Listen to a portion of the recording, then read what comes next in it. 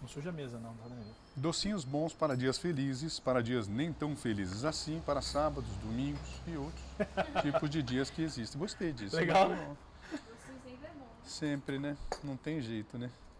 Aí durante o vídeo a gente toma um gole de café. Pode comer, pode chamar o garçom, né? E aí, meus queridos e minhas queridas, estamos aqui com mais um vídeo no Coisas de Casamento. Estamos aqui hoje com o Danilo Sandes. Ele que é ator, é poeta. Entrevistador, escritor, cartunista, repórter, ator, publicitário e, ufa, empresário brasileiro.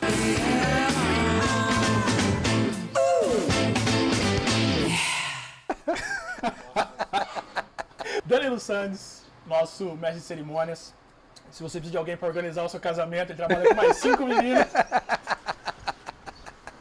Danilo, é isso que você faz mesmo? O que você faz? Primeiro, obrigado pela oportunidade de estar com você, Altieres. Eu acho que essa iniciativa que você tem trabalhado de montar dicas para os casais que estão buscando se casar, eu acho louvável, muito interessante e importante nos dias de hoje. Eu venho trabalhando na celebração de casamentos há quase 18 anos, sou mestre de cerimônias, sou suplente de juiz de paz no cartório em Nova Odessa e já trabalhei posse de prefeitos, Semana Nacional de Prefeitos, já trabalhei eventos para...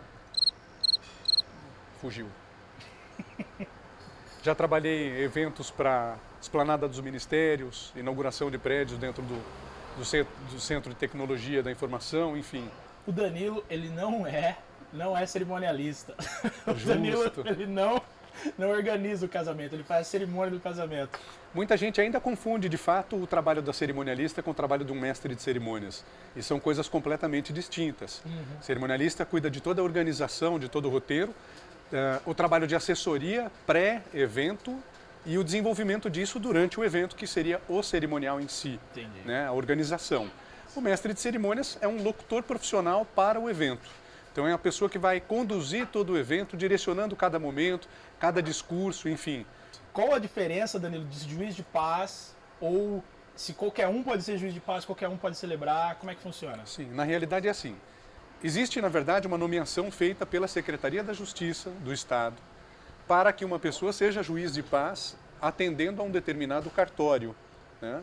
Juridicamente, esta é a forma de ser juiz de paz, através da Justiça de Paz, através da Secretaria da Justiça, para atender um determinado cartório. Existe, na verdade, uma diferenciação que é assim, existem celebrantes que são celebrantes sociais de casamento, e esses não são juízes de paz, são celebrantes que a cerimônia de casamento não tem validade civil, mas são cerimônias tão bonitas quanto a de um celebrante que seja juiz de paz, como é o meu caso, por exemplo. E existe ainda uma outra vertente que é o trabalho religioso.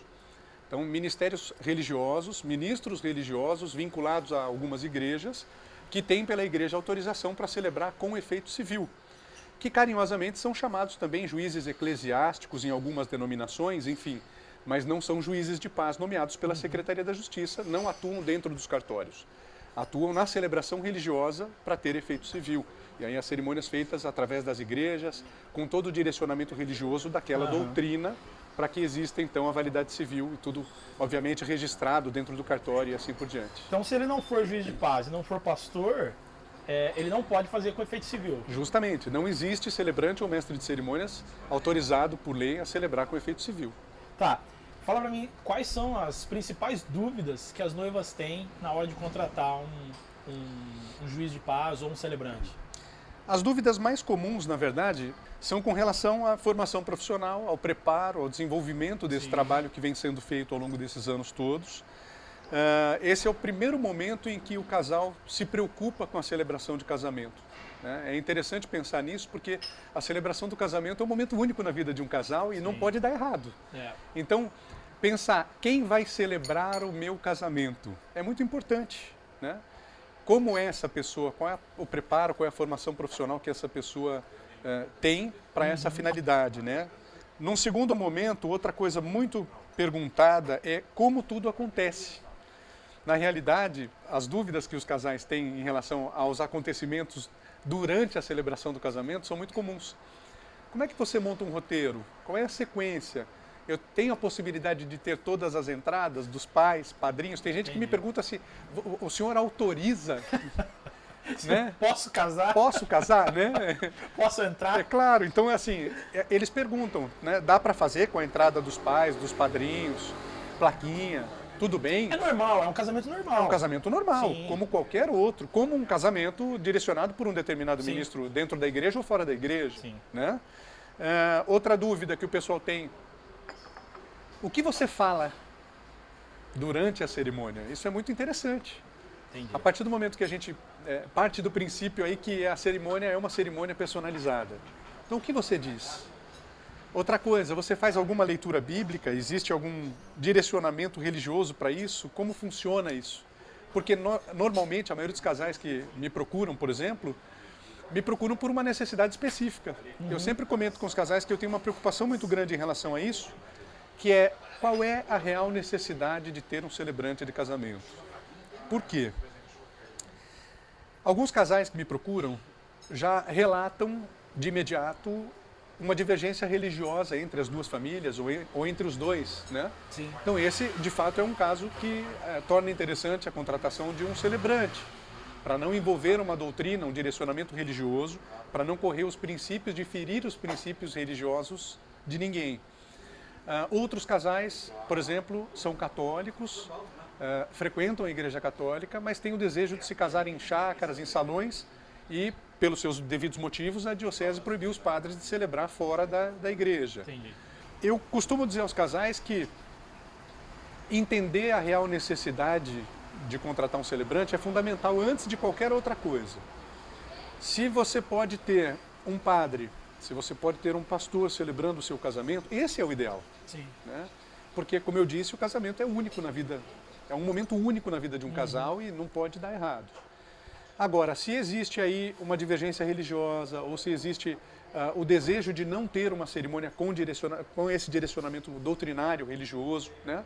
Então torna interessante realmente buscar um celebrante para essa finalidade, para que o momento seja de acordo com a vontade, de acordo com as necessidades, de acordo com os desejos de cada casal. Outra dúvida muito frequente dos casais é com relação ao horário de início da celebração e a relação desse horário com o horário colocado no convite. A maioria das cerimonialistas, então, das organizadoras de evento, das assessoras, Que não é você. que não sou eu, tem explicado que geralmente em celebrações realizadas em chácaras, em salões, é muito interessante colocar no convite 30, 40 minutos pelo menos antes do horário de início da cerimônia, porque as pessoas começam a chegar no local a partir do momento em que você coloca o horário no convite. Então, para que todo mundo consiga chegar, né, se acomodar para a gente iniciar a celebração, é interessante essa diferença de horário, né? No contrato do celebrante deve constar o horário de início da celebração e o horário de término do trabalho, para que você tenha segurança, né? Porque senão ela acha que te contratou para a noite inteira. Justo. E você tem algum evento depois, você pode ter algum evento Muitas vezes a gente sai, por exemplo, com 3, 4 celebrações de casamento na sequência uma da outra. Então é importante que esses horários sejam muito bem configurados, tanto é que eu costumo aconselhar e orientar os casais nesse sentido, se houver a necessidade de fazer qualquer ajuste, por menor que seja, para entrar em contato comigo, para a gente saber se existe essa possibilidade tranquilamente. Havendo a possibilidade, não existe nenhuma restrição em relação a isso, mas é saber se realmente dá para fazer esse ajuste, para não correr o risco de ter uma cerimônia encurtada por algum motivo, ou enfim, né? Ou prejudicada, por exemplo. Já aconteceu com um colega uma vez, um tempo atrás, que ele chegou no local do evento, a fila do cortejo estava pronta para iniciar a cerimônia, ele não foi avisado que eles tinham colocado meia hora antes. Então, o que pareceu para os convidados foi que o colega chegou atrasado. E não era realidade, porque no contrato constava um horário. Sim. Outra dúvida que o pessoal costuma relatar, se existe algum direcionamento religioso por trás dessa celebração. Entendi. Muita gente me pergunta, é até engraçado porque eles vêm com toda a cautela e perguntam assim, com todo respeito, você vai em alguma igreja? Se me permite perguntar, frequenta alguma igreja, né? Você acredita em Deus, né? É interessante isso.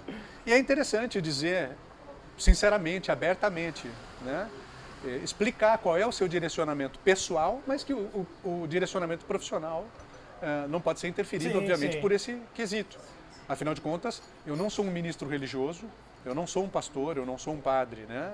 E justamente a busca por esse trabalho é a necessidade de ter alguém que não tenha esse direcionamento religioso, no meu caso, tá? Outra dúvida, quais são as responsabilidades do celebrante no dia no gran finale, né? No dia de realizar o trabalho. O que você tem que fazer, o que você tem que levar. Exatamente, isso é muito importante. Muita gente ainda me pergunta, ok, mas dentro desse valor, ok e tal, o senhor já leva o microfone, caixa de som, não. DJ, banda, orquestra. O que eu costumo explicar para os casais é o seguinte, a equipe de som contratada para sonorizar a cerimônia, seja uma orquestra, por menor que seja, ou por maior que seja um DJ, sim, enfim. Essa equipe de som normalmente já dispõe de um microfone para o celebrante. Isso é muito importante, não é da responsabilidade do celebrante transportar esse equipamento, sim, até porque envolveria um tempo de montagem, envolveria uma questão que não faz parte do trabalho do celebrante. O trabalho do celebrante consiste no pré... em celebrar. E o durante, exatamente. O pré, na verdade, que é montar todo o roteiro, sim, é estudar a vida aí um pouquinho do casal, é entender qual é a necessidade desse casal e montar um roteiro condizente com essa situação. Personalizado para cada casal. Para cada casal, para apresentar lá no dia. E aí chegar lá, obviamente, bem trajado, bem arrumado, sim, barba feita e tal, para chegar lá e fazer a cerimônia acontecer. Danilo, e quais são as dicas que você pode dar para quem está pensando em contratar um mestre de cerimônias, ou para quem está em dúvida se contrata ou se não contrata, se chama o pastor, se não chama, o que você pode falar para o pessoal? A primeira coisa, como nós dissemos, Altieres, é identificar realmente a necessidade. Identificou a necessidade, a primeira dica que eu posso dar em relação a isso seria em relação à pessoa. Como é essa pessoa? Essa pessoa simpática, educada, é uma pessoa agradável, te trata com educação, com respeito, né? Como é o atendimento que essa pessoa te oferece? Sim. Esse é o primeiro momento. Se a pessoa não tem carisma para te atender, ela não vai ter o carisma para celebrar o seu casamento. Sim, para falar na frente de 200, 300 pessoas. Isso, né, fica complexo, sim, né? Segunda dica, e não menos importante, a pessoa tem boa dicção, tem boa voz, como é a postura dessa pessoa em relação ao trabalho que ela vem desenvolvendo. Sim. Busque referências, conheça dentro de outros profissionais que você conversar, né? Conheça como é o trabalho dessa pessoa, como ela é, né? Quais são as características dessa pessoa, o que os outros profissionais falam a respeito dela.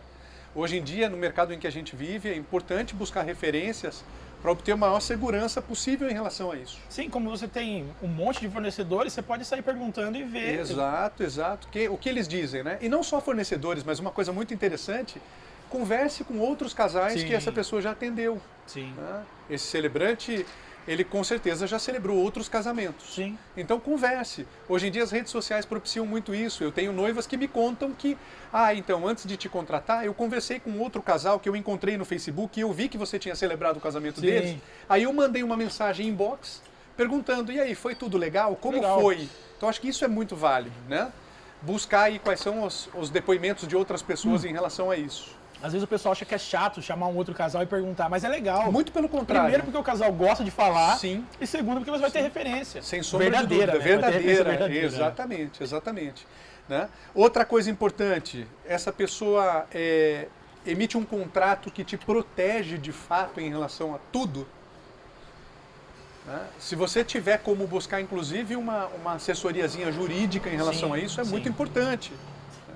Isso vale para todos os fornecedores, na verdade. Todos, pega o contrato, todos, leva para um advogado, sim, vê o que ele fala. Ou às vezes tem algum advogado na família, olha, eu estou contratando profissionais para fazer o meu evento, você pode, por favor, analisar os contratos antes de eu assinar. Sim. Isso é muito importante nos dias de hoje. A gente está quase finalizando. Tá acabando aí, mas 15 minutinhos eu já... Não pode ter entrelinhas. O, sim, contrato tem que trazer exatamente a especificação do serviço que vai ser realizado ou do produto que está sendo vendido, sim, qual é o preço que vai ser pago por esse produto. Quando, né, vai ser entregue, como vai ser pago, como vai ser feito. Exatamente. Tem que trazer tudo isso muito claramente para que você não tenha dúvidas e não tenha problemas depois, né? Isso é fundamental. Bom, Danilo, legal. Você quer deixar uma última dica assim, para o pessoal, um cuidado que eles devem tomar na hora de contratar alguém?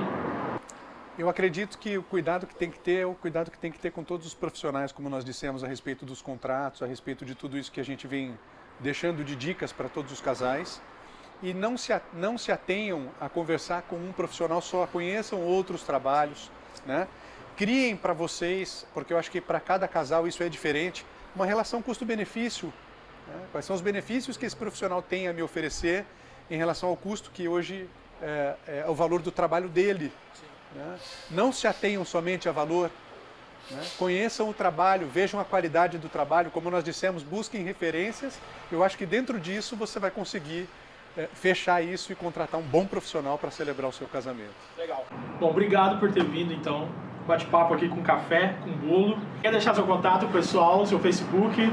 Claro, o meu Facebook é Danilo Sandes, mestre de cerimônias. Os meus contatos são o 19 99122 9766, que também é o WhatsApp. E o e-mail, contato@danilosandes.com.br. E para vocês, não se esqueçam que tem o e-book para baixar. O download está aqui embaixo. Você vai se cadastrar e vai receber no seu e-mail. Não se esquece, os links do Danilo vão estar aqui embaixo também. Se você está vendo esse vídeo pelo Facebook, veja no YouTube, se inscreve no canal. Não vou falar que tem vídeo toda semana, porque não tem. Acertou, miserável. Vai ter vídeo sempre, vai ter vídeo sobre fotografia, vai ter vídeo sobre buffet. Então, fica ligado. Beleza? Um abraço e até a próxima semana ou até o próximo vídeo. Valeu! 30 minutos. Agora ele não vai bloquear mais. Se ele bloquear, eu taco no chão. Vamos gravar tudo de novo agora? Que agora eu não fico mais mexendo nesse negócio. Eu posso fazer assim, ó. Aqui embaixo você vai pegar o meu contato. Aqui embaixo você vai pegar o meu contato. Aqui em cima, coloca aqui embaixo. Falou, tá por aí, beleza?